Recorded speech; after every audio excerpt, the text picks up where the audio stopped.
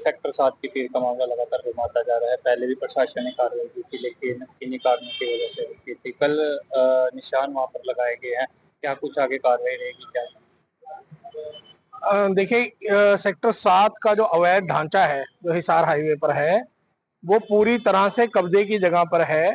जिस जगह पर मूल ढांचा भी बनाया गया है वो भी एक ट्रस्ट की जमीन है। वो जमीन जो है वो मूर्ति श्री राम जी के नाम पर है।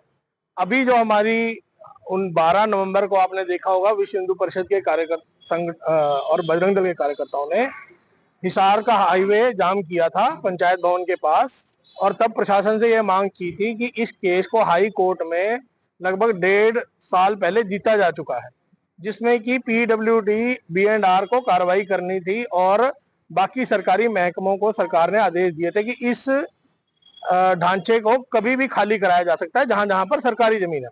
मैं इसमें आपको बता दूं कि union of India versus Gujarat का केस, जिसमें कि 2009 और 2018 की रूलिंग है, जिसमें कि सुप्रीम कोर्ट ने बोला है कि सड़कों के किनारे जो भी सरकारी जमीन है उसको सरकार 24 घंटे के नोटिस पर अवैध जो भी अगर वहां ढांचे बने, चाहे वो मंदिर मस्जिद मजार है, उनको खाली करा सकती है और सरकार को खाली कराना चाहिए।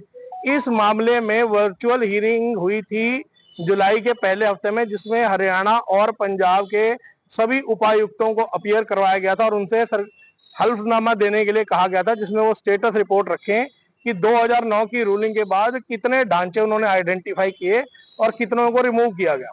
तो हमारे जो अंबाला के उपायुक्त हैं उन्होंने भी ऐसी रिपोर्ट पेश की होगी। 19 नवंबर को पीडब्ल्यूडी बी&आर मतलब सुबह बहस हुई। हमारे जो संरक्षक अधिवक्ता हैं संदीप सचदेवा जी, उन्होंने बहस की और 19 नवंबर को वहां पर पीडब्ल्यूडी बी&आर ने कार्रवाई की, जिसमें आपने देखा होगा बाहर की मीनार और बाहर की दीवार को तोड़ा गया था और एक जो मेन ढांचा है उसकी दीवार भी तोड़ी गई थी। अब क्या है कि उसके बाद ये बोला गया कि बाकी जमीन जो है कॉर्पोरेशन की है। तो आपको याद होगा कि विश्व हिंदू परिषद और बजरंग दल के कार्यकर्ताओं ने प्रदर्शन किया था और गेट को ताला लगाने के लिए आए थे नगर निगम के, जहां पर कि कमिश्नर साहब ने ये कहा था कि ये हमारी जमीन नहीं है, ये हुड्डा की जमीन है और हुड्डा इसका पोजेशन लेगी। फिर हम एस्टेट ऑफिसर जो हमारे एसडीएम भी हैं उनके पास गए थे और हाई कोर्ट में जो ढांचे का सेवादार है उसने एक पिटीशन डाली थी, जिसमें हाई कोर्ट ने आदेश किया था फरवरी में कि एसडीएम साहब इसमें वर्बल ऑर्डर पास करेंगे। एसडीएम साहब ने अपना वर्बल ऑर्डर पास किया था, लेकिन 3-4 महीने तक उसमें कोई कार्रवाई नहीं हुई। उसके बाद लगभग 1 महीना पहले हम एसडीएम साहब को दोबारा मिले थे, तब उन्होंने आदेश देकर के जो बाहर की दीवार है उसका टेंडर करवा के पार्क की दीवार को पूरा करवा के जोड़ने का काम किया था।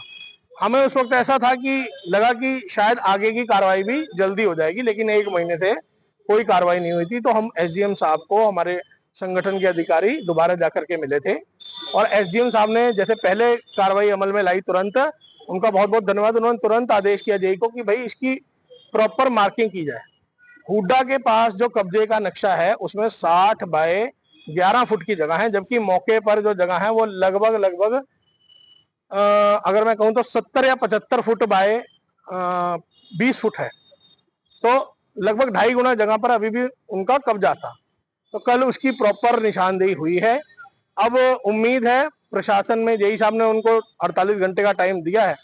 मुझे पूरी उम्मीद है कि प्रशासन जो है वो जिस तरह के हलफनामे हाई कोर्ट में दे के आई है उसी तरह से कार्रवाई भी करेगी और जल्द ही नोटिस दे करके उस जगह को 60 बाय 11 के घेरे में समेट दिया जाएगा।